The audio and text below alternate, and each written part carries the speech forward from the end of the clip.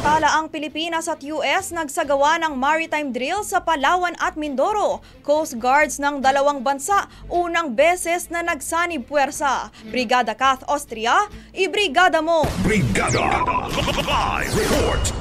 Lalo pang pinagtibay ng Pilipinas at Estados Unidos ang kanilang kooperasyon sa seguridad at depensa matapos ang matagumpay na pagsasagawa ng ika-6 na bilateral maritime cooperative activity sa karagatang sakop ng Palawan at Occidental Mindoro.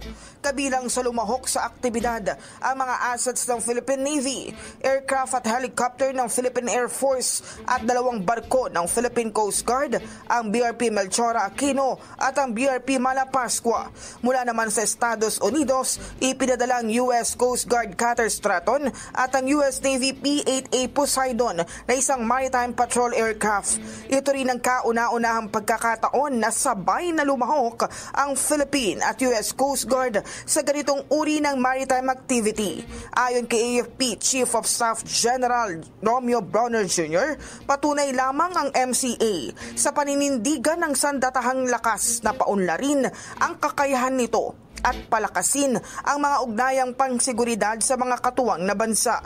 Kabilang sa mga isinagawang aktibidad ang search and rescue exercise, photo exercise, division tactics at finish exercise na layuning paigtingin ang interoperability ng dalawang bansa sa gitna ng patuloy na banta sa seguridad sa rehiyon.